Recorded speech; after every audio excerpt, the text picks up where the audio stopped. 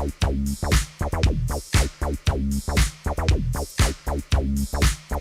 my goodness.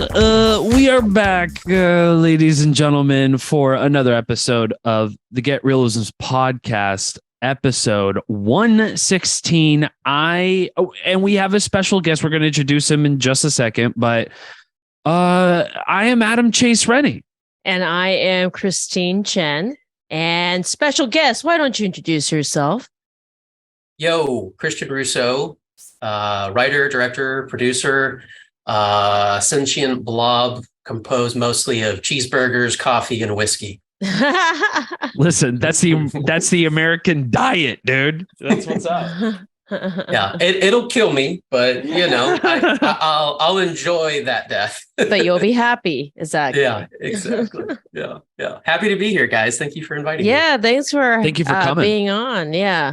I invited Christian because he went through a very similar process to a lot of us in Austin of making our own feature and figuring it out and then going through the horrible distribution process and figuring that out as well. So yes, it's a journey. We're all figuring it out together, we're all right? figuring it out. So I'm always interested in knowing how everybody's experience, how similar or different they are. So, and it seems to end up being more similar than I thought it would, than I think it is. So, So Christian, tell us about your film, No Loss, No Gain. Yes. No Loss, No Gain. Yes. So that is the one that is out there, readily available to be streamed for free on Prime. If you don't do Prime, you can rent it at all the other places that you would typically rent a movie for a couple of bucks. But man, I guess we start at the beginning. Totally. Yeah. When did you make it, and when was it in post, and when did you release it? Yeah. So we started filming in 2018. Okay. It was a pretty extensive 1.5 year long development period. We did 6-month rehearsals of the script with our actors. That was part of kind of my intention with this project, was to give the actors buy-in on the characters and the history and the development of the script. And so the script changed a lot during that time period. We kicked off our financing period by doing a live theater version of the screenplay here in Austin. Okay. And so then principal was in 2018. We did some pickups in 2019. And then we had our very first test screening in November of 2019, and we were going through notes and getting close to the final draft when everything locked down, in the next months after that. And so then quarantine ended up being very useful for finishing the film and finding distribution. So some of the pros and cons of that whole thing was, as distributors were, looking to just like buy everything. They wanted to make their catalogs incredibly robust because they didn't know how long people were going to be just sitting at home looking for something new to watch. But we didn't get to really meet anybody in person. We didn't get to go do the festival circuit. We had some really cool offers distribution wise. But it was all done like this, right? And so that like dream of making your first film and then like touring the world with it, that didn't happen. Yes. But it's out there.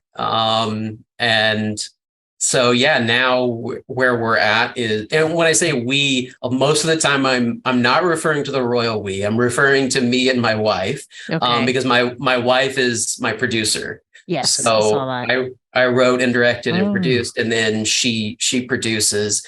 And while she doesn't get she doesn't ask for credit in writing. She's incredibly influential on the multiple drafts of scripts, and eventually I'm going to force her to actually write a screenplay with me.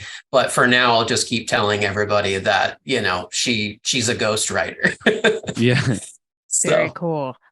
Could you give a really quick log line about the film so people who are out there can know what we're talking about a little bit? Yeah, for sure. So essentially a vigilante, kind of modern day Robin Hood walks into a bank on a slow weekend and offers these complete strangers the chance of a lifetime to walk away with millions. And that in a nutshell is kind of the space that we live in for an hour and a half. Yeah. No, it was interesting because it gave me 12 Angry Men vibes.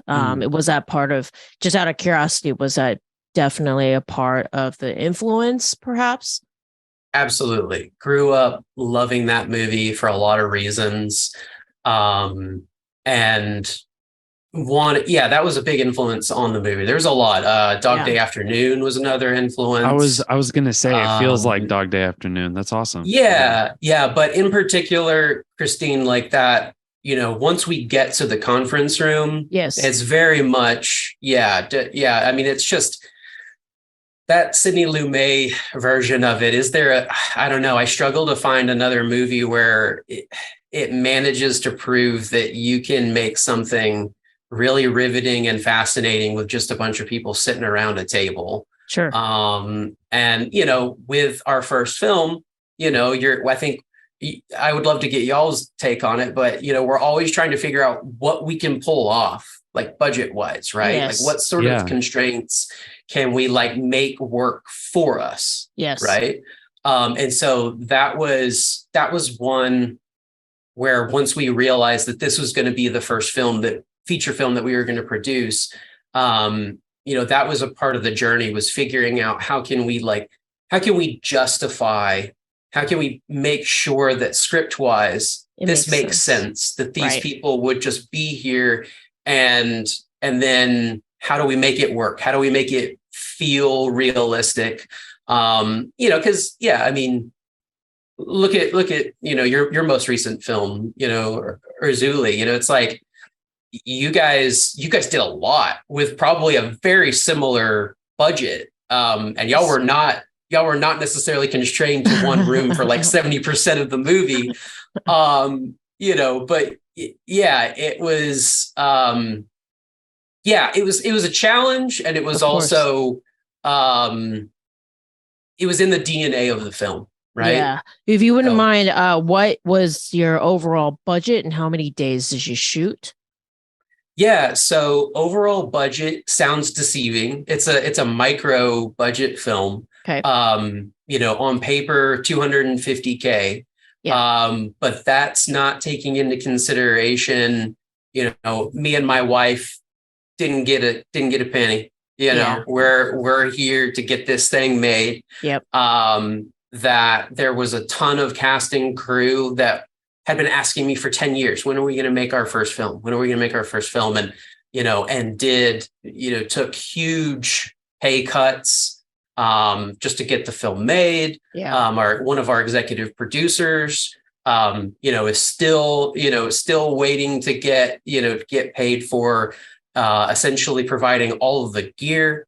The game, Christine. It's like, there's you rack up all these favors in order to get it made. And now everybody that helped make this thing, we're all just sort of sitting going, okay, like the next one hopefully will pop enough that more people will want to say, oh, well, what was the first film that these guys did? Yeah. Right.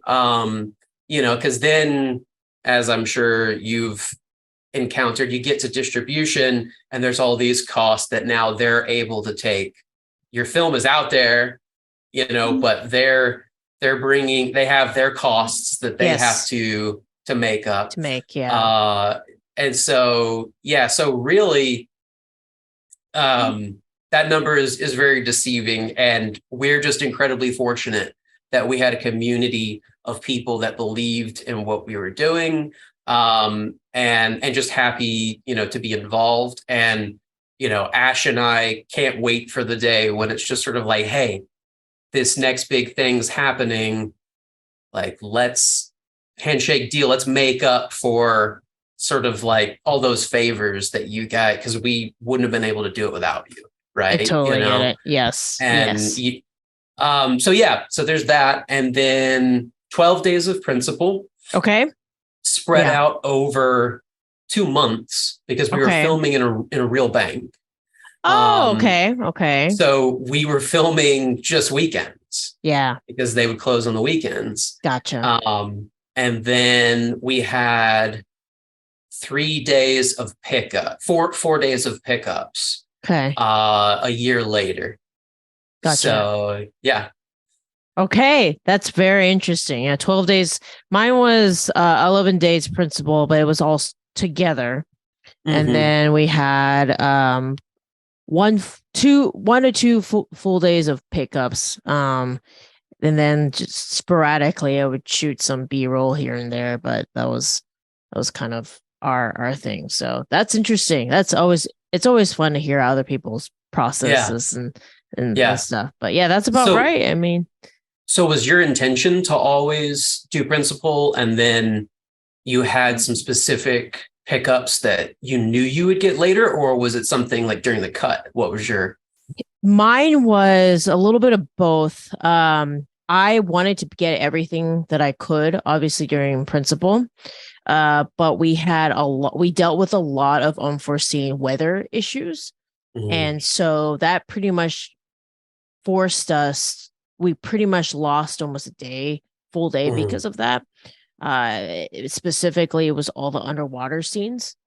We weren't able to do that during principal. It was scheduled for principal, but there was just no way, basically. Yeah. And so our pickup day was all the underwater shots that were done in a pool in Austin, my friend's place. And then I went and did a bunch of pickups for just inserts type stuff, close-ups and things that we weren't able to get that would help with the edit. And then also I did pickups when we did test screenings.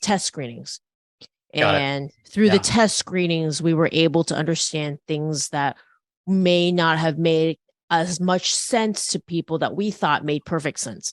So that to me was very interesting. I thought for everybody out there who's maybe making their film or planning on it, I think test screenings for us were so significant.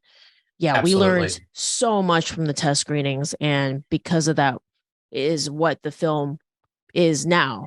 So I don't know how many test screenings you guys did and how it affected you in terms of the pickups, but for us, it was like a game changer for sure. Yeah, for sure. Test screenings were definitely vital. Before I go into that, though, I want to congratulate you guys on the film that y'all managed to make, even through that, the weather. Because the first time I saw your movie when it came out, I was like, so I lived in Alexandria, Louisiana when I was younger. Okay. And have since, been several times. And there's, I can tell y'all are filming there, right? Like y'all capture I can feel the sweat. I can feel the sweat. I can feel the bugs. There's several scenes where I was sort of like, how hot are they right now? Scalding, so brutal, sweating. Yeah. It's clearly midnight, and it's probably the humidity is just killing these people right now. But it's like, it's there on the screen. Like you guys, you can't fake that climate. And I've been there before, to prevail over nature. Oh my Lord. Like I'm surprised y'all only lost a day, honestly. In retrospect, that's a good point. That is kind of like lucky that like us in production with Christine only lost like one day. I didn't think about that till now. I'm like, oh yeah, that's it could have been way worse. That's because I was militant. I was so militant. I drove everybody insane with how like militant I was. For me, it was, I don't know if you experienced this, but it was difficult for some actors because of, you know, self-doubt or anything. It's hard. I understand when you're only given 1 or 2 takes and to think like, did we get it? Is this right? Like, are you sure? You know, so there was a lot of that, like, it was a lot of reassuring. No, we got it. I promise you, we have it. It isn't like, I know we only had 2 takes or 1 or whatever. There were days when I had to really knock it into people's brains. Like today's a technical thing. It was the stunts. I was like, it's technical today. So today you may feel strange in certain parts, but it's because it's a technical thing and it's how it looks on camera versus how you feel about your particular movement. Totally. You know? So yeah. The compromise game, right? Yes. Like we're doing that everywhere we go, right? Yes. And obviously, like I know, you know, $150 million budget films, they're still doing the same thing, right? Correct. They still have to make their days. They still have to make compromises. But yeah, it can feel very lonely when it feels like as an independent filmmaker, you're doing nothing but compromise, right? The whole way. The whole thing was compromise. The entire film was a compromise. I'm sure yours was too. Yeah. It's frustrating. It's the entire thing was a compromise. Right. It's like, you know, you start off, I wanted to know when you started off, what you originally wanted day wise? Like did you go in being like 15 days and then it became 12 or? Oh, good question. That I'd have to rewind the tape back a little bit in my head because, you know, that was sort of a group think process between me, Lena McCord, my AD, and Ash as my producer. Okay. You know, I think if I'm not mistaken, I think originally when we did the first schedule, I remember now. Originally, Lena had it at 14 days of principal in the bank. Yes. And then it was going to be like another week of second unit. Which I'll have to kind of explain that a little bit more because our production was kind of weird with the way we not weird, unique in the way that we handled principal and the way we handled our second unit. I'll have to come back to that. But anyway, the days, so we looked over it at all. And I had a very clear understanding. I was like, Lena, we're not doing 14 days principal in the bank. We're going to have to do 12. And it was more than just a budget thing. Yes, the budget. Yes, the budget was predominantly a factor there. But the other thing was I had rehearsed this thing with the actors for 6 months and they were developing it for a year prior to us getting into the bank. And I had a very specific understanding between me and John Sedlak, who was the DP of principal in the bank, of how we were going to film this. Okay. And part of that was that we were very cognizant of the energy that we wanted the actors to give in that space. And so he wanted to kill me. So like wanted to kill me when I proposed the idea to him. But we had a 12-page day. Ooh, okay. And we did that. I wouldn't have forced John into it if you know, like I'm not somebody who's just going to tell a DP like what's what. Sure. But there was a particular scene where the majority of it is, it just runs long. Yeah. Right. Like it's dialogue. Not. Yeah. And so I was like, John, this is like this particular scene, like we're we're not going to be moving the camera around a whole lot. It's really more about being in the space, getting the actors through rehearsals that day where they need to go, and then boom, we get it. Right. Yeah. And Lena, of course, was up in arms about it as well. Like, yeah, 12 is scary. Nuts? Yes. Are you nuts? Yeah. But honestly, the actors never realized it. Okay. I mean, like they realized that we were moving the camera around a lot less.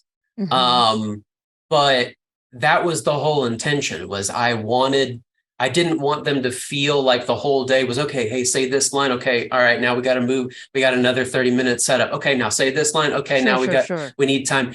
It was more like theater in that regard. And that was the intent. So yeah, that was how we ended up getting to that count. And then the reason, backing up with like the whole second unit thing being different than the average like film. So originally my DP was going to be a good friend of mine, Kate Steinhebel, that I met at UT. And she is since then now been out in LA for some time now. And she's another one of those crew members that's just like, was hitting me up all the time of just like, hey, you got to get your first film in the can and I'm ready to shoot it. We got to do this. Well, then we finally get there. And she had a massive project that she just couldn't say no to. Right. And I had all during that course of time, while she's touching base with me for 10 years, I had met and become good friends with Sedlak. And we had worked on things together and everything. And it was go time. There was no way that we could postpone for a month or 2 months or whatever it was, for Kate. And so I had to have a heart to heart with Sedlak and say, hey, like, this is going to be a weird ask for your first film as DP. But I think it could afford us a really unique visual opportunity that not a lot of people do this. But we have two very different worlds that our film takes place in. Yeah. Most of it is in the bank. Right. And then everything outside of the bank is sort of the corporate side, sort of the political corporate side of what's happening in the bank. And I was like, what do you think about this idea? And be honest, if you just like hate the idea, but I'm trying to have my cake and eat it too. And if we can figure it out, it'd be awesome. What if you shot principal photography in the bank and you own that and you own that look? And Kate comes in for the first weekend and you guys collaborate. And then when Kate's available to shoot second unit, everything outside of the bank, she is the DP for second unit. And it's not second unit is B-roll. It's not second unit is the action sequences. She completely owned all of those plot lines outside of the bank, DP wise. Yeah. And luckily Sedlak was just like, yeah, that's a great idea. We can collaborate on the look and we can figure out how, she's going to want to shoot it one way with, a different camera and different lenses. And I'm going to want to do this and that, but we can make sure that it's in sync and it has a universal look, but it also has its differences visually. And so they just like lit up at it. And it ended up being really cool getting to watch the way that happened and watching them collaborate with each other. So yeah, it was a cool thing. I'll definitely do it again when there's another script that like it makes sense for, right? Yeah, that totally makes sense for your script. That's neat. That's because it is essentially two worlds. The vigilante world, and then the one that's outside that's basically enabling or not enabling, but is forcing these vigilantes to feel that they need to do this basically. So that's totally. That is very cool. I'm glad to know that. So who shot Urzuli? Was it Alex Walker? No, Urzuli was shot by a DP named Joel Froome. He's based out of New York. I had a big reason was we had both come off of a different feature. I as an AD to him. Gotcha. It was a horror film as well in Shreveport, Louisiana. So he had just spent a good month together. And a lot of the reasoning was he had already built a rapport with most of the department heads that I had brought on basically to Ursley. And so he knew the ADs very well. No, not Matt Stryker, but the second AD / production coordinator, Carly Scheel. And there was just a lot of people on that set, room 203, that we brought on to Ursley. And that's why Joel was a part of it. And I had actually been a big admirer of his work due to his involvement with the Louisiana Film Prize. As you know, I've been a big participant in that film festival. So with all that combined, Joel became the person that we worked with. I originally actually had thought about having Taylor camera shoot it. This is his vibe, basically. Ursley is really his vibe. But it just timing and all sorts of stuff. It just ended up that way. And it's interesting. So No, it looks great. It looks great. You're right though. It would have been, there's an alternate reality where Cambro did Pizzagate and this and kind of like lit. There's some similar vibes to Ursley and Pizzagate, and it's really interesting. Like I'm excited to talk to more, Austin writer directors, as there's that group that's coming up. There's a very particular like Pizzagate and Ursley and No Loss. Like there's some similarities there. Like I feel when I watch those three films and other films that are being produced kind of through the crowd that is in Austin, kind of our peers, like there's some, I don't know how to describe it. I really It's weird. don't. I agree. All of us have ensemble pieces, which I thought was interesting too, because that goes against low budget filmmaking to an extent.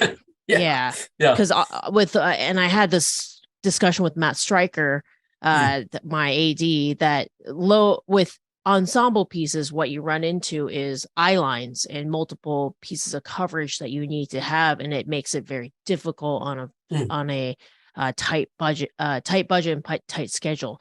I noticed that with you guys. How did you guys deal with? Luckily, is that why purposely John Valley was like centered in the middle, so like any of his eye lines could be pretty much from the frontal aspect, and there wasn't, I don't know if you guys struggled with making sure you had enough coverage with all the different eye lines and stuff. That would be a good question for Sedlak. But I will say we were very rigorous with our shot lists and our storyboards. We didn't storyboard everything, especially once we got into the conference room. But we were, luckily the schedule worked out in a way where we were able to kind of live in the space of, 2 to 3 scenes a day. With the exception of there's the massive climax scene that was broken up into 2 days. But luckily we were able to just film the first half of it Saturday, drop everything, come back the next day and keep going. But we were John and I, Sedlak and I have to say Sedlak and Valley because because there's 2 Johns. we figured that out very early on. And so I think I'm one of the only people that still to this day refer to them both as their last names, even in real life or whatever. But Sedlak and I were very cognizant of that. And every scene had its intent with the eye lines, if that makes any sense. Like, totally. and you probably noticed that there's not an angle in that room by the end of the film that we have not shot from.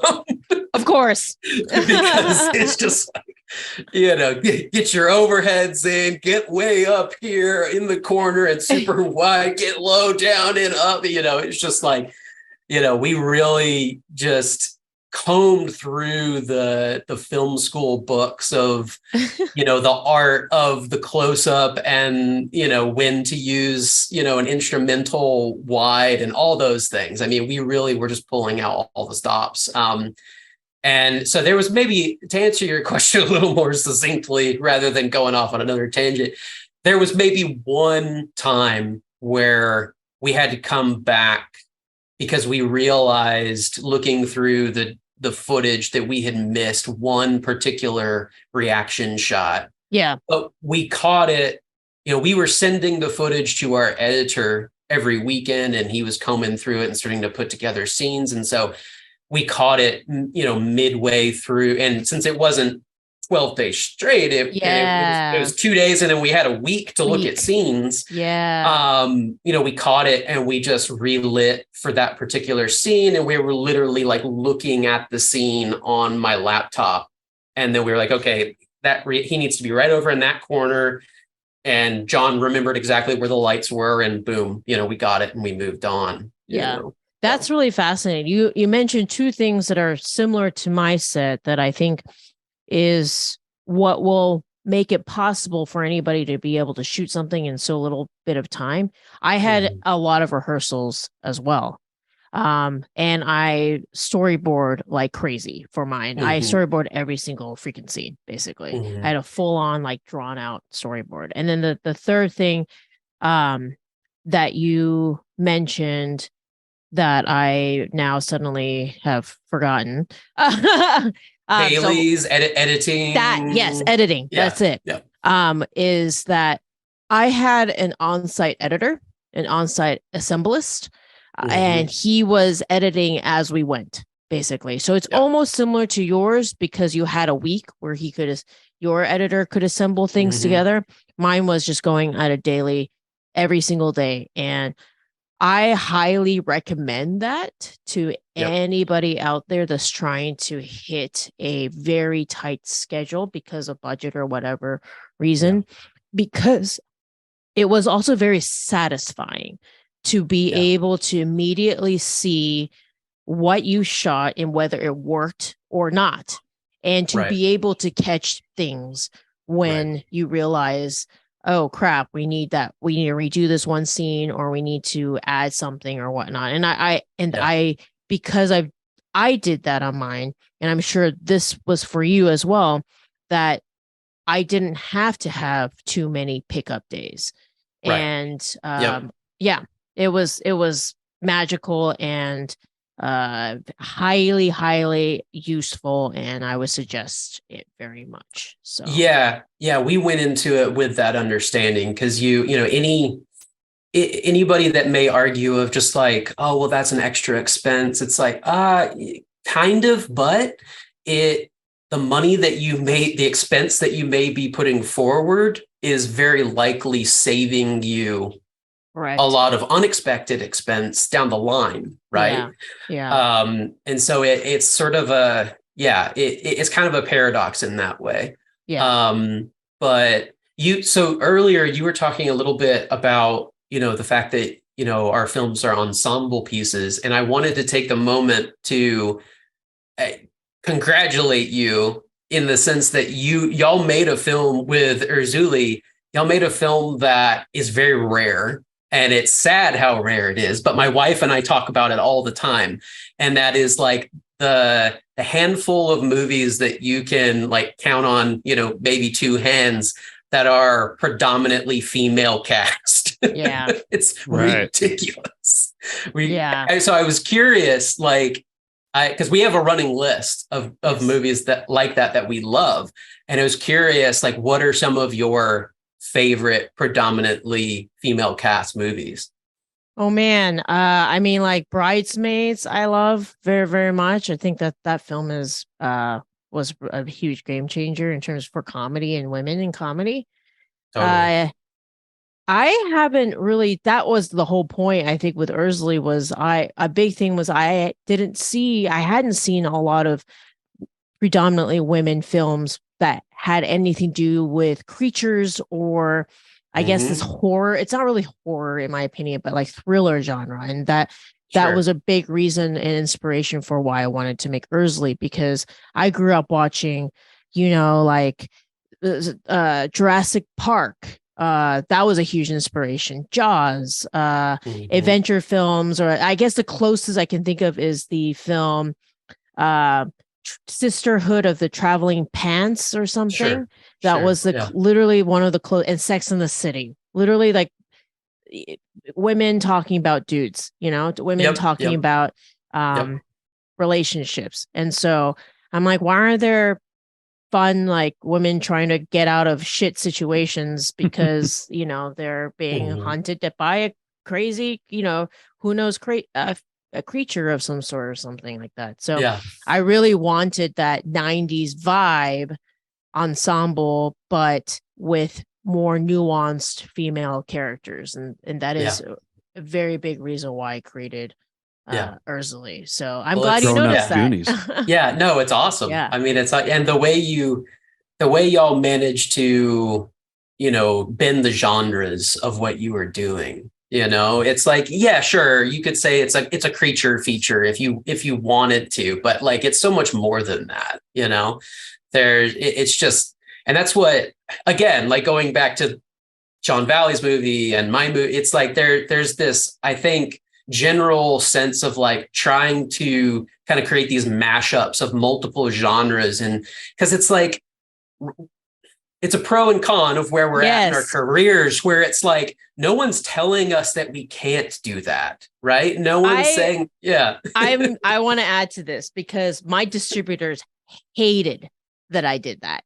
But and I want to know whether you have ran into any issues with that, or like, I don't know if you were involved with John Valley's Pizzagate Massacre or anything, but the fact that you are aware that he did a bunch of mashups and stuff is interesting to me, because my distributors hated that I mixed genres, because to them, and I want to know whether you had this experience, they didn't know how to market it because of it, because it wasn't a full on horror.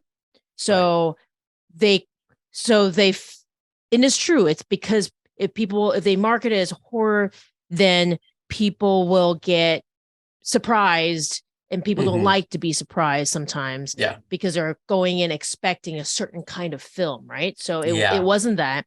And it also had, touched on LGBTQIA issues and stuff like that. And then it was an adventure film, but also had comedy in it, which like really threw off people who were hoping for more deaths, in the film. That was these were the comments that we were getting. Like there wasn't enough blood, or there wasn't enough deaths. And then like, or the scary creature became like super likable. Like why do we want to like that? And it was, I think our distributors specifically were very confused as to how to market the film. They not that they really marketed, but they eventually released it more through the traditional method of what a horror film would go through.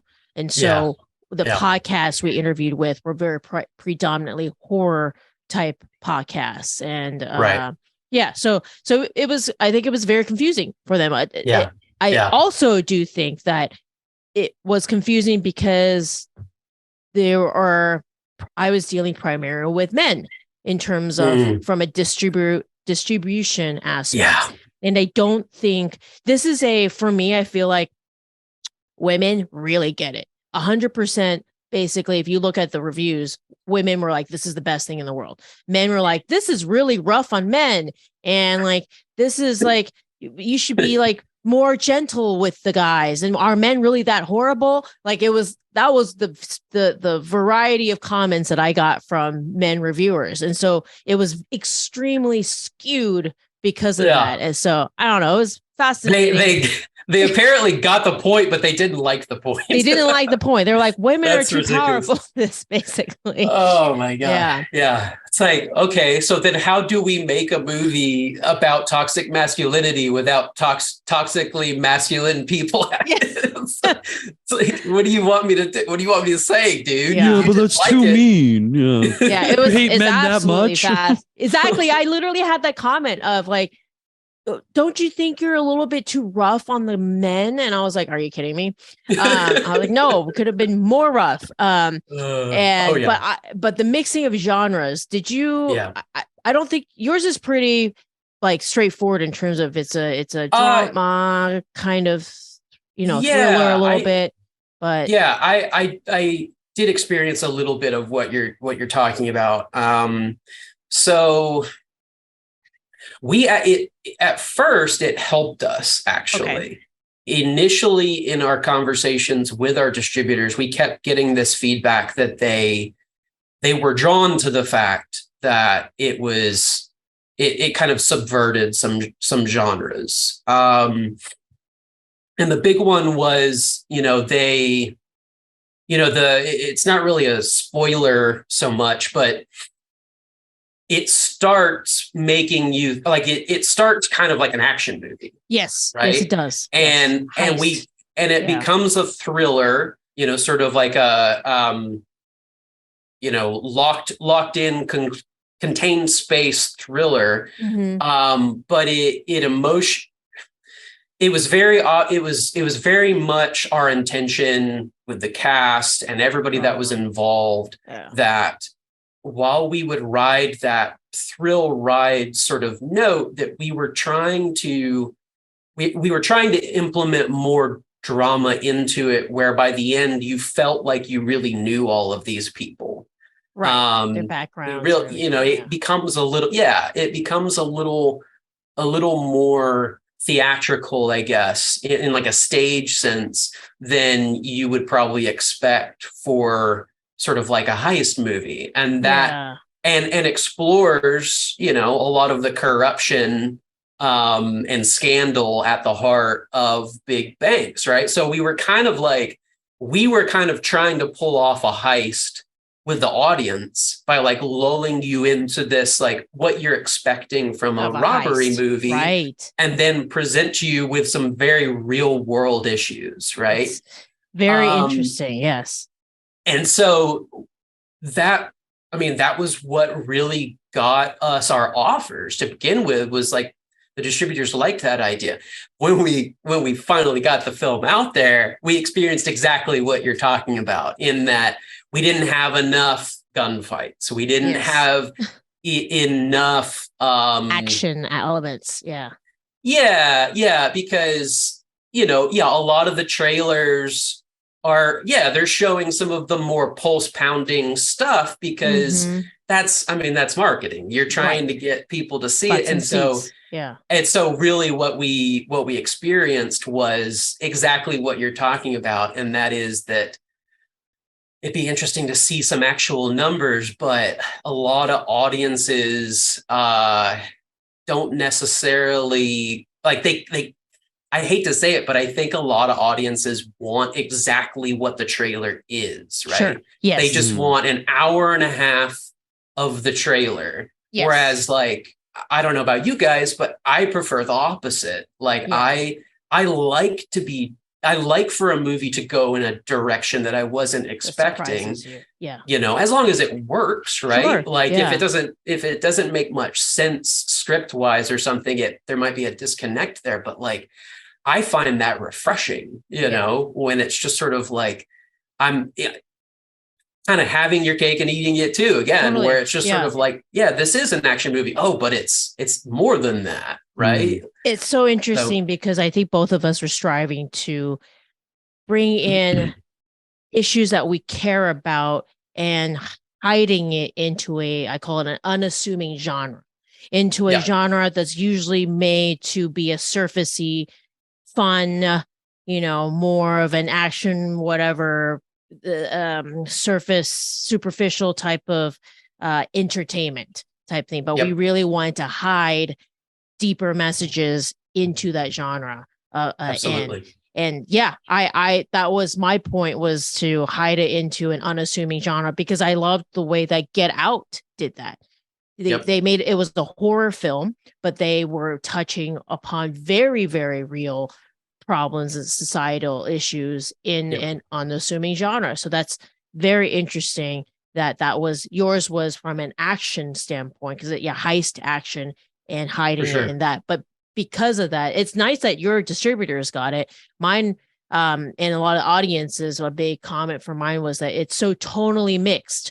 I think they felt weird that, like, oh, they were going to go in to do a horror film, but why were they laughing in it, and then, or that why were the women talking about their problems? I think I got a lot of that from a lot of guys being like, the women talked about their problems too much. We don't want to hear about feelings. I think that was a lot of different men comments and stuff like that. So it's interesting, because I'm like, I'm trying to yes, do something that's a little bit more elevated, but I don't know. My storytelling style has always been, I don't like entertainment for the sake of entertainment, and I'm okay. Like, I'm fine if other people do it, and like, I will go watch some of that stuff too. But for me personally, as a artist, it's important for me to inject some sort of messaging or say something about the world. And maybe it's because I actually started in documentaries earlier on, and maybe because of that, that's what it naturally has progressed to this. But do you want to speak to, is that how you are as a filmmaker as well? Do you tend to like to put messaging, or is that how you see yourself going forward? Or I do feel like I gravitate towards those sort of projects. And matter of fact, the next big project that my wife and we've been working on development for, a year, almost a year now. And as I mentioned before we went live, I'm attending virtually the Big Apple Film Fest this week. Yes. I was invited based on the screenplay. The screenplay got into the script competition. And so getting to go and it's an interesting time to be attending with the writer's strike going on and it being a screenplay. But I've got some good feedback from some folks as to how to kind of like navigate those conversations without crossing the picket line. Sure. But yeah, that script is very much in that same kind of place where it's very much a sci-fi thriller in the vein of like Close Encounters of the Third Kind or Signs.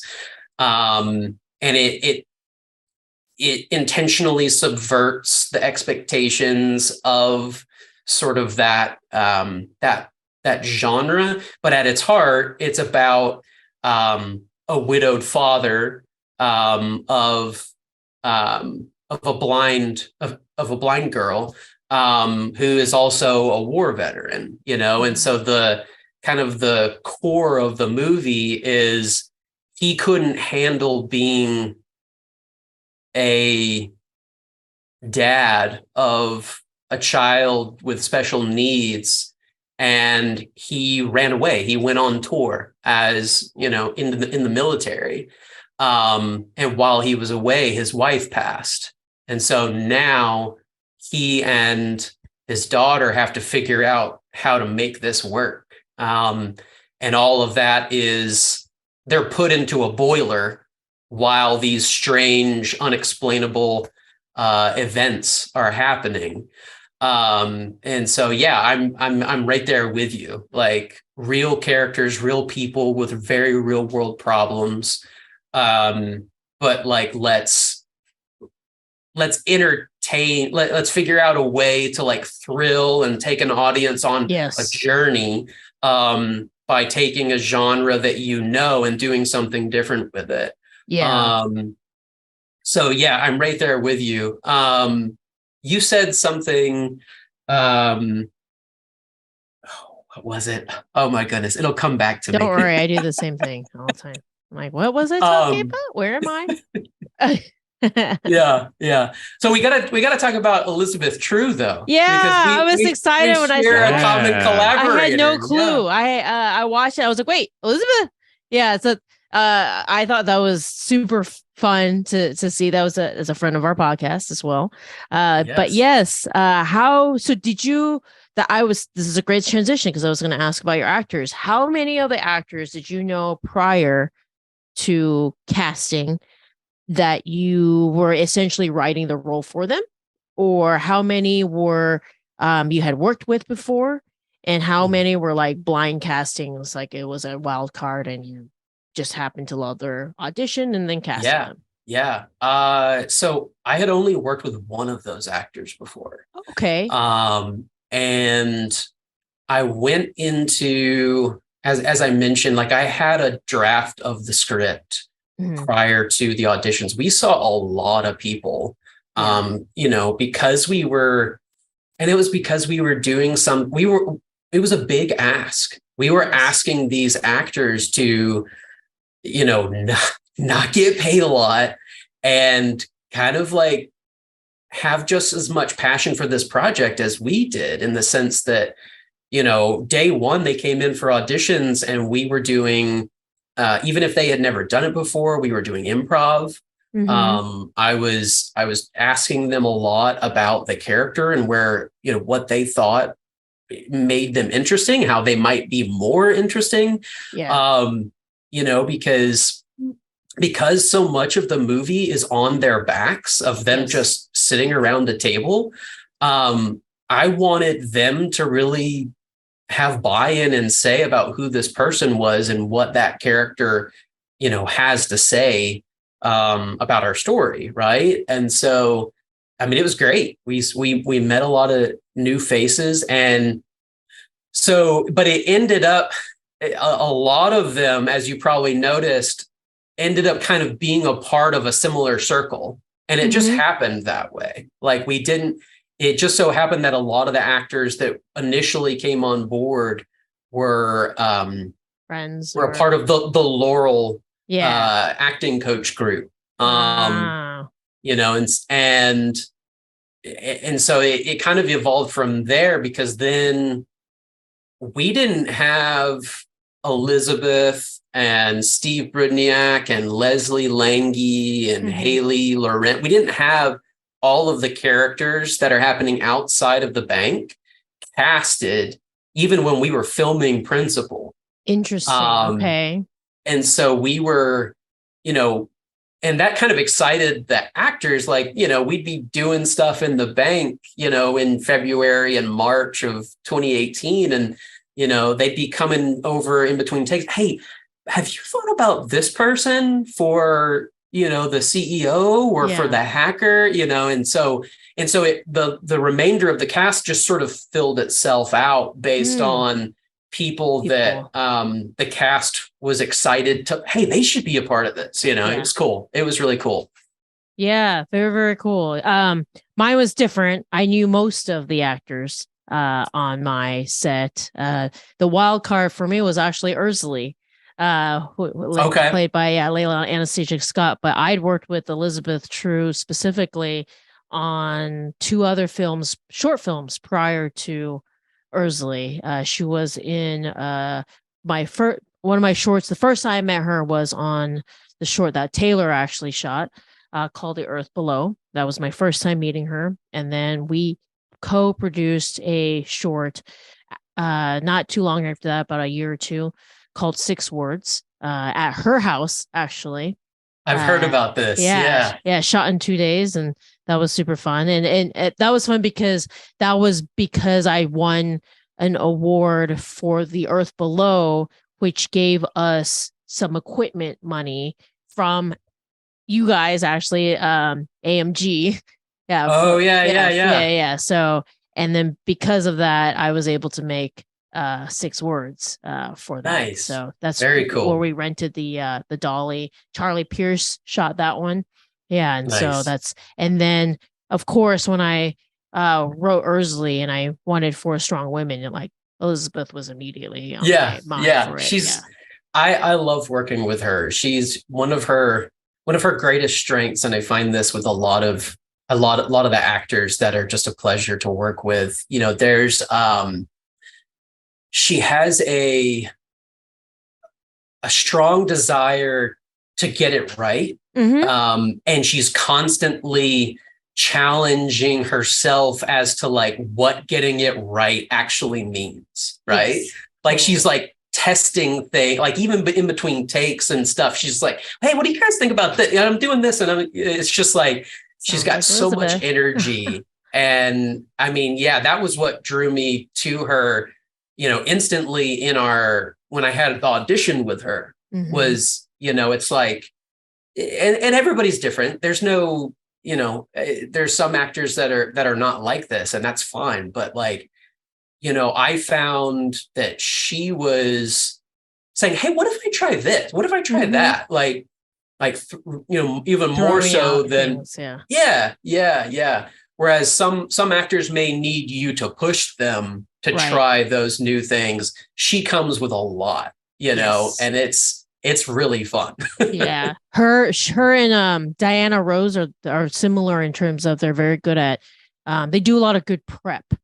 And so specifically with those two actors, rehearsal was such a big deal because that enabled them to have the playground to the time for trying things and throwing things out and stuff like that. So it's interesting because on a time constraint, that was the hard part too, with actors that want to try things out is like, okay, you've got to, and that's it.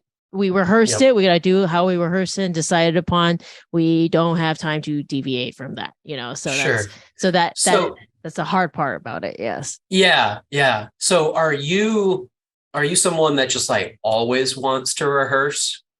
I love rehearsals. I prefer them because in my opinion, I think rehearsals give you the flexibility to play on the day of. I think through rehearsals, by knowing the blocking ahead of time and everything, then you don't have to think about it anymore. So it becomes like just something that's there, and that enables you to kind of then explore later on a deeper level, in my opinion. And also I'm an AD, so I am all about efficiency, and because I've had to squeeze stuff out of nothing budget wise, I've never had the luxury of let's just play around and have all this time that we're just, I hate to say wasting, but like that we're just not putting on screen.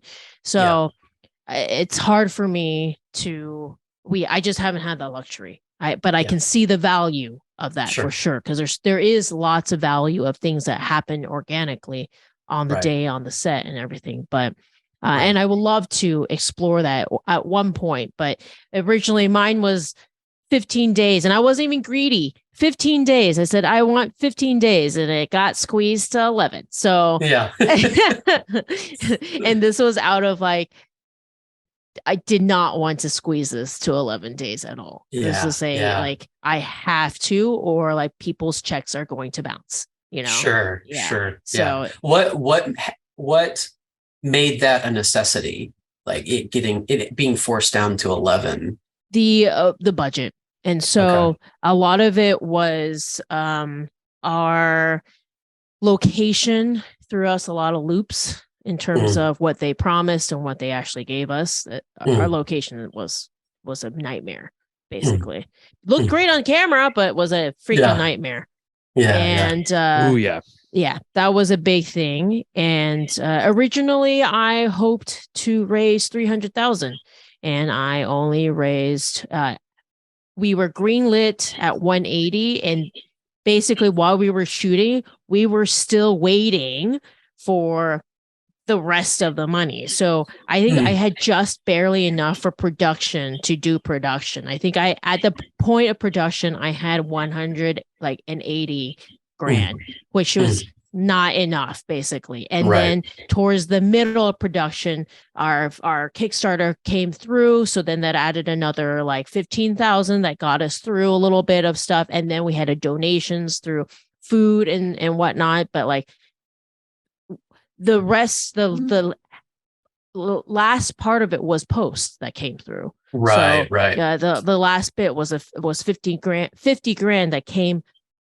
when I was in post. So we were barely making it basically during the actual production. So our production budget was like 180, give or take type thing. Yep. And so and for because it was in the elements, it was outside at night and everything, we did have in my opinion, a bigger crew than,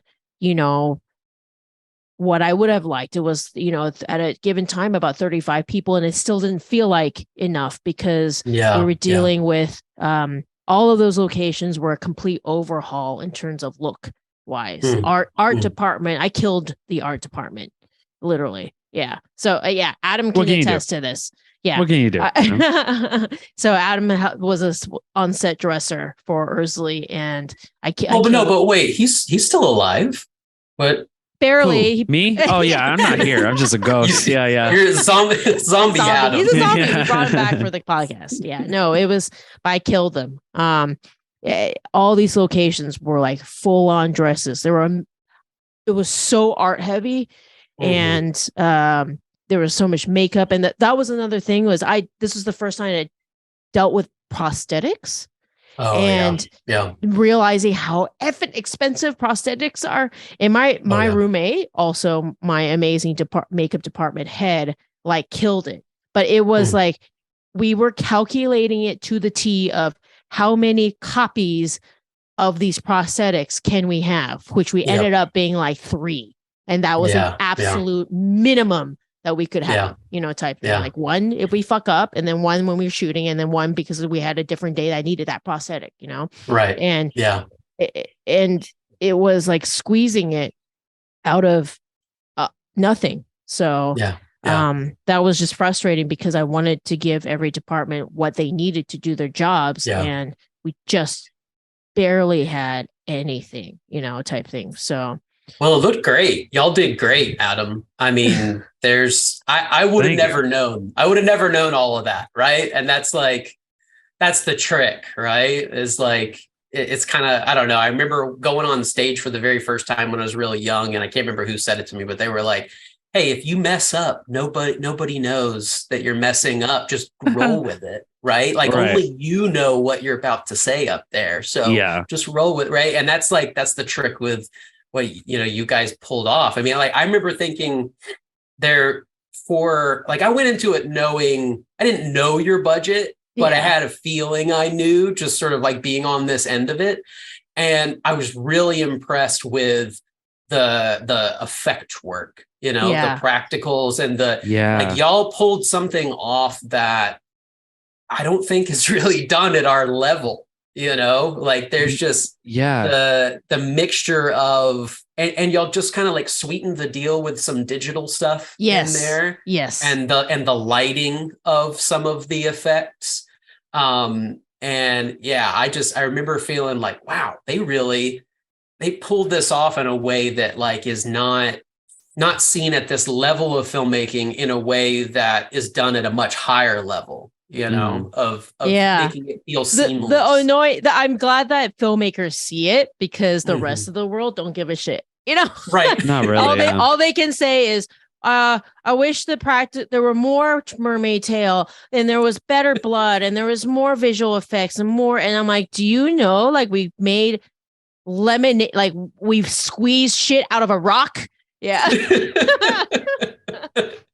Good stuff. Yeah. So it makes me happy that because we've gone through it so that we understand, I can, you just see it. You're like, okay, I understand how they shot this and I understand what they probably had to work with and everything. So it's just, I tell my team a lot that I think about it a lot because I'm on other people's sets a lot because I AD. And I sit and in between setups, I think to myself, man, what we pulled off with Ursley could not have been done on a lot of these sets with the crew, with what that I work with. Like that was a very handpicked, like I told them, you are going camping. Like, don't expect this is like going to be really, really fucking hard, type thing. And you're telling me, yes, you have to realize it is really hard. And I mean, you can't prepare. You can't tell them enough, right? I said this a million times, but they came out as champions, and for that I appreciate it. And it's always in between on others people's sets when you'll Kelly or Adam or somebody will get a random message Reese, from me. Reese they'll literally get a random message from me and be like, hey guys, I'm on set for a different set. I just want to like thank you guys again for the millionth time for like what you guys did. Kelly gets these messages from me all the time. She's like, yeah, we know. But it was gotta have that film fam. Absolutely. That's the biggest thing is the film fam. So so your film fam, I mean, it sounds like you've worked with a lot of them for a while. Is that, I mean, John was your first time with John Sedlak, but you already had the bond, obviously, because, from working together in other capacities and stuff like that. But who, and your second unit, DP, but from your team, talk about what it's like to have a film fam and the importance of that. I mean, it's, I definitely feel you when it comes to just sort of like that constant communication, via text, right? It's just like there's members of my crew where I have this random thing that's kind of weird about me where when if somebody pops up in my dreams, like regardless of like if they're a friend, if they're a family member, if they're a film family member, I'm not a super religious guy, but I do believe that in sort of like this collective consciousness and like the idea that someone can pop up into your brain and I take that opportunity to be like, hey, this is going to sound weird sending you a text, but you were in my dream last night. How you doing? Right. And so there's a lot of that, right? There's a lot of like constant communication because it's like we all get together and we like are family on set and have this very like intense, saturated relationship, for maybe a month if we're lucky. Mm-hmm. And then we like don't, it's like outside of that, it's like you got to find the time to see each other, right? Because we're not in the place, at least our productions are not in a place right now where we're making one every year or so, right? So it's just like, that our, the stars will align and we'll all be in the same space one day. Exactly. And obviously the pandemic did really strange things to all of that too, right? It's like we had our premiere, digitally rather than we didn't get together and step out on the red carpet and, all those fun things.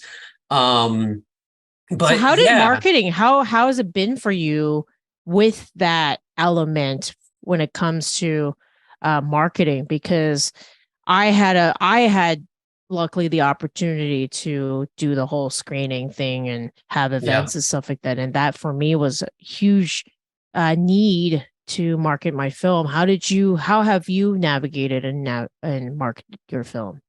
I mean, it was a lot of digital stuff. It was, we hired a marketing PR firm to connect us to like interviews, and we released a bunch of trailers and, did some ad placement, stuff like that. But it's no secret that, it's, we probably will not see the real true success of this movie until we make the next one. Just in the sense that it like we were in such a weird time when it got released.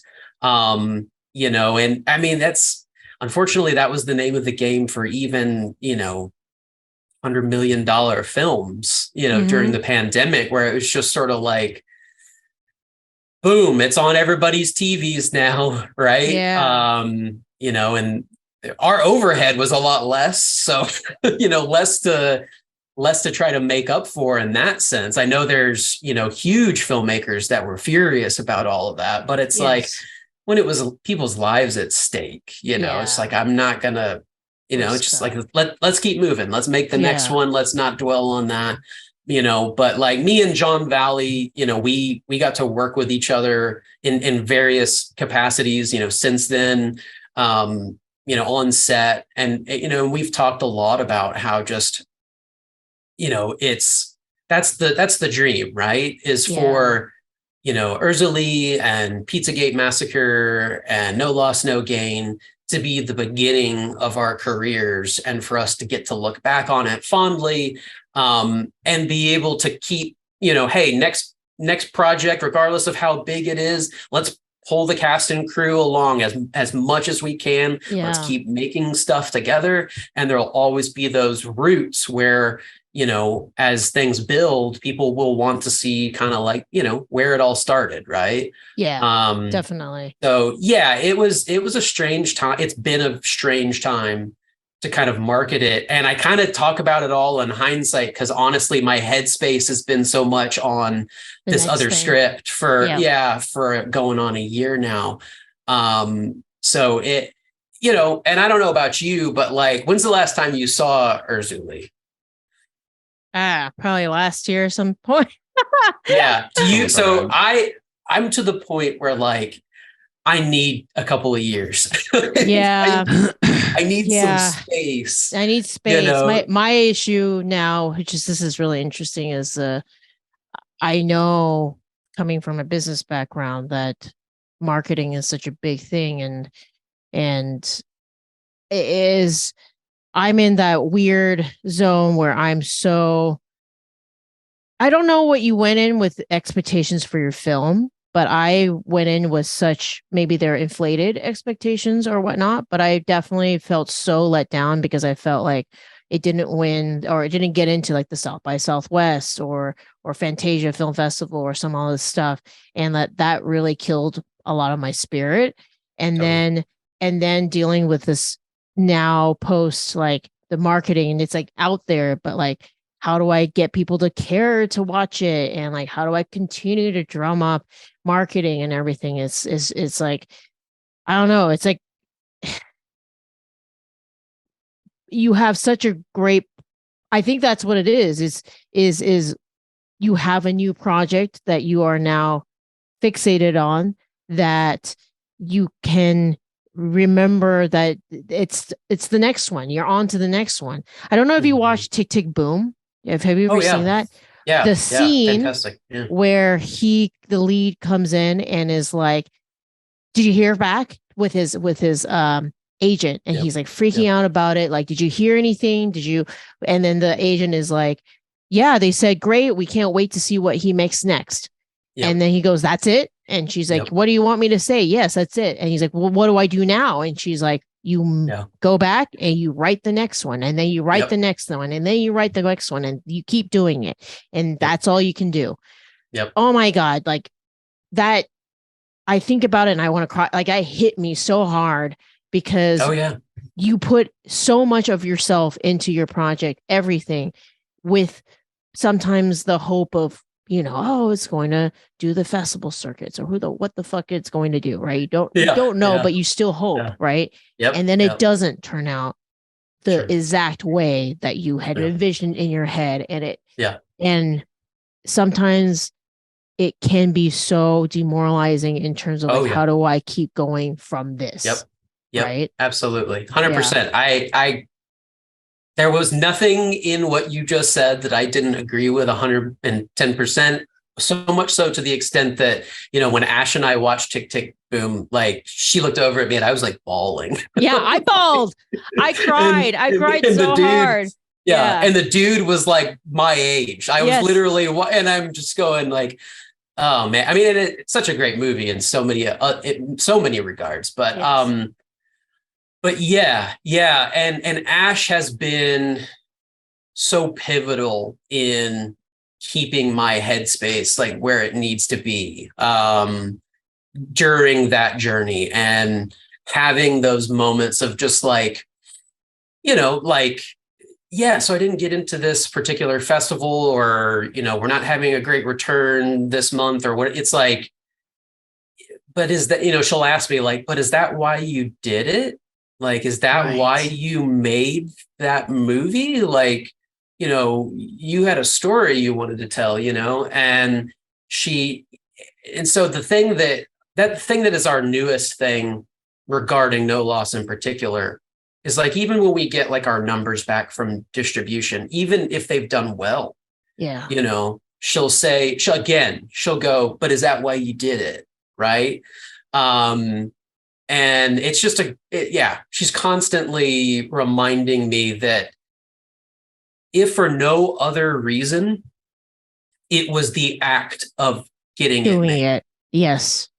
And that in itself, like the next film will be like, if the next film was my first film, it would be very different without No Loss. Right.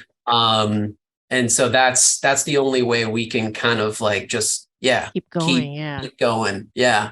So I've got to rewind and ask you a little bit, because I noticed you had a co-writer on Razuli. So Camille, how did all of that particular project like come about? Like, was it your concept? Was it like how did that all, where's the root of it all? Yeah. So I had written a short. I wanted to apply for the AFS grant with it. It was originally called Amphitrite, because that's the wife of Triton. And the premise is the same, 4 women. It was a motel, because I really love grunge noir. And so I wanted that like seedy motel feel. But it was that, and then they run into a mermaid, and it was darker the way that the short was written, much, much, much more dark. And I shelved it when I didn't get the AFS grant, because I'm like, this is very expensive. Just the tail alone is like $8,000 right there. So just literally the tail. And I'm like, there's no way I'm going to spend $30,000 on a short film. And so like, okay, I'm just putting it to sleep. And then that year I was gearing up to make En Route, which is a feature film that's still I still want to make it type thing. And it's a drama, all that stuff, but it is a dark, like I call it, quote unquote, an Oscar bait film.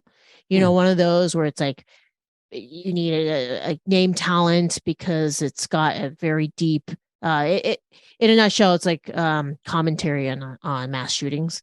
And so it's very dark. And then the pandemic hit, and I was like, you know what? One, shooting at a hospital or in a fire station is not going to happen. It's the pandemic. You can barely, that's not going to happen.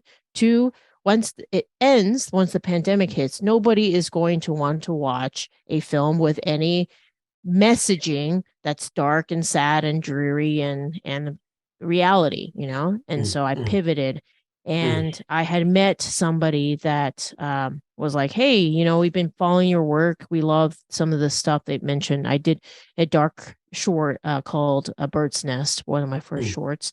That was a thriller. They're like, hey, if you have anything that's genre related, we will distribute it.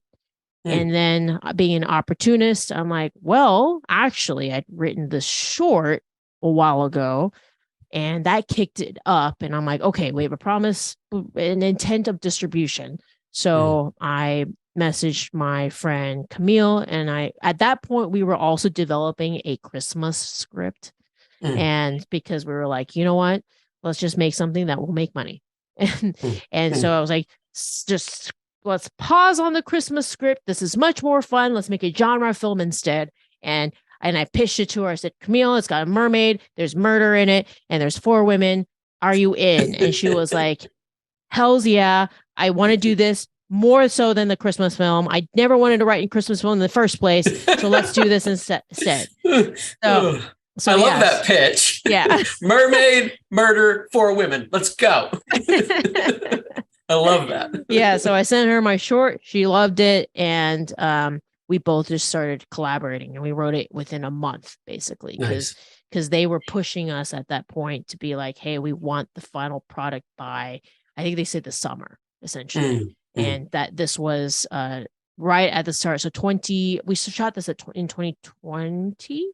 Yeah. And so this was right at the start of the pandemic. So 2019, that like, I guess that Christmas, that's when I finished it and whatnot. And then I went in the next year, basically January through March, on full on raising the money mode. Raised it on April 1st, and then we went into production 4/20. I think that the April 25th, that week, the week was when we had on-site prep, and then first day of principal photography was the week after that, and then 11 days, and then I had something, and then I had to start editing it. Yeah. And I gave myself a solid month to edit it because I couldn't take any other jobs, and I was working for free basically the whole time. And I'm like, I think I can survive for a month without working, type thing, without getting actual income. And so a month, and then had a good almost final cut. And then I started to take AD jobs, and people will know that they saw me after wrap of those films editing my film, at home at the Airbnb editing after wrap, other stuff. So but that was how that came to be. Was the pandemic affected the trajectory? Is that the way that you would like to, when it comes to the script, is that a way that you hope to continue, like having a writing partner for each project? Or I'm not sure. I tend to write alone, and I do oftentimes bring the script to writer circles and stuff like that for opinions, and then sending it out to my friends that I trust. Camille's definitely one of those who I always pass my scripts for her to tear apart, because she actually has, like, when I think of real writers, like, I think of Camille. Like, she's a real writer. Like, she went to school for this, and like guys, her, like, masters and this. I'm like, I learned from reading scripts and figuring it out, type thing. Like, I never actually went to school or any of this for it. So, I think writing is such an intimate process, and so unless the other writer has, in this case, this was actually coincidental. Camille actually is a major lover of, even more so than me, of mermaids. So so it was an easy sell. Gotcha. But I feel like with anything else, I'm not sure unless it's somebody who has emotional ties to the subject matter, I'm not sure how the collaboration process would be, So I've never thought of, like, oh, I come up with a story and I go hire like a ghostwriter or somebody. I just never thought about doing that. Also just never actually had any kind of financial means to do that either. So Yeah. That makes sense. Yeah. I guess it's just, it's such a different way of working, right? Like having a writing partner, totally. Because I've done it multiple different ways. And it's always it was a learning experience for me. Yeah, there were days because we were using Celtics, because it's that nice cloud system, where I would start messing with the script, and like it would like literally freak her out so much. I was like, okay, backing off, not going to mess with the script, because she was looking at the page counts for beats and stuff, and like she would see the page count go up and down, up and down, up and down. It was messing up with her brain, and she was just like, please stop fucking with the script while I'm also in the script. And I was like, okay, all right, I'll respect that. You do your thing. You tell me when you're done fucking with it, and I'll fuck with it afterwards. So that it was a total learning experience for me as well. So, but I think with this particular script, it was perfect, and this is written in a way where there will be a sequel of some sort. So we'll see how that goes and when that will happen. Is that what you're like developing next, or hoping to start working on next? Or it's always in my mind, and I'm always writing notes, type thing. So I've definitely used it to go pitch to fellowships and stuff already. But in terms of, is it I know that what I have in my head, it's so colossal, and there's no way I can make it for anywhere close to the initial budget of Ursula, that it's kind of like a, I treat it like, oh, it's probably going to be like James Cameron's Avatar, where he's like had it written, but then it doesn't come into fruition like 10 years later. That's like the extent I feel like the script will, unless somebody just sees the potential immediately and is like, I want to jump on that and see the franchise benefits, and because it's like it's ripe for a franchise, and give you a shit ton of money. Like, it's going to be like a 15-20 million at least film, the way I see it in my head. And so I'm okay to wait, because it has to be done that way. Like this Ursula was we wrote it so that we could do it for the budget that we have, you know. This is there is no fucking way. Yeah. Yeah, I totally get that. I get that. That's where Ash and I are with this new script, is like, you know, we've put together the entire pitch deck, and we're starting to talk to casting directors and, investors and producers. And, we know that bare minimum, this particular film would have to be an $8 million film at bare minimum. Yes. But there's obviously a way that like it could be as high as, 20, right? Right. Yeah, totally.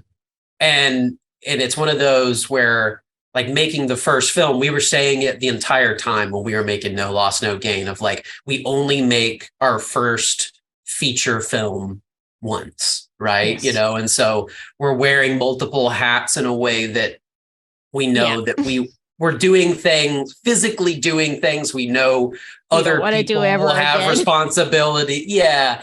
With the intention of exactly what she said, right? We did it. We did the thing, but there's no reason to keep doing that. Yeah, exactly. The next one, it's like we hold our cards and we wait, right? Yes. We wait for the right moment. And so, we're right there with you, where we're just like, if somebody who says, oh, well, can you do it for $1 million? We'll say, not this one. We'll write another one for you for $1 million. Yeah. So that's what I'm doing. I'm writing things that I know that can be done for. I'm not. Oh man! After I did Ursula and how exhausted I was from that, I'm like, the next one I'm doing has no swamp. It's going to be in a house. Yeah, like you're actually something that is supposed to be written for a low budget, indie film. Right, so that's. I'm like, I just want to take 10 people with me, and we take our time and make it, and it's like no stress type thing. Yeah, like that. That's the kind of feature wise. That's what I've been focused on, is like low concept type scripts and everything. Ursula honestly was a very high concept film for what it was budget wise. And so so I'm focused more like going backwards, going let's do the people in a room or in a house, single location type thing, and dialogue and whatnot. But that was a lot. Yeah. So you asked earlier a little bit about Pizzagate. Somewhere in there, you kind of sandwich. You are asking like about the development, how I was involved. So I wasn't directly involved. Oh, okay. However, so John Valley, Tynus Sue, and Alexandria Payne, they all met through No Loss, No Gain. Right. And they're the 3 leads of Pizzagate. And so it was one of those things that it was kind of naturally happening, even while we were making No Loss, that Valley had this concept and was starting to work things out and was starting to kind of like pitch it to those other actors. And then I got to see several cuts of it, got to be a part of the test screenings. And through all of that, of like working with Valley as an actor and seeing that project come into fruition and just staying in contact with everybody involved in our film and then in Pizzagate, Valley and I, like, we talk on a regular basis. We've got a lot of very similar sort of ideas and have since then worked on commercials together, have a very, very similar expectation to like what you were talking about earlier with, doing your homework rehearsal wise and storyboards and like getting all of that out of the way so you can earn that ability to riff on set. Yes. That's something that we very, very early in getting to know each other, we kind of gravitated towards that we both felt that way. So yeah, it's just been really cool seeing that whole project. I just assumed that you were involved because all the same actors were in it. So yeah, I'd worked with Alexandria as well. I've only met Titus, but I haven't actually worked with him. And then it was just fun to be like, it's like so many of the same people who just like they're a fun bunch. Oh yeah, absolutely. Yeah, they're a fun bunch. And we're all kind of in a similar circle and in a similar place in our careers. I'm looking forward to meeting other folks at that I will be meetup. We're gonna take it for a landing for a little bit just because apparently we've been going for an hour and a half. A little over. However, I'm going to make it to the what we're talking about is this Central Texas Directors Network. What is it called? Yep. How do you call it? Network. Okay, yeah. Yep. Is John Valley going to be there? Do you know? He should. He should be. Yeah. There's a long list. Like I mentioned when I reached out to you, like we had been saying, hey, there should be something like this, and then it just kind of it happened. So we were like, oh, let's go to this thing. So yeah, I'm hoping he'll be there.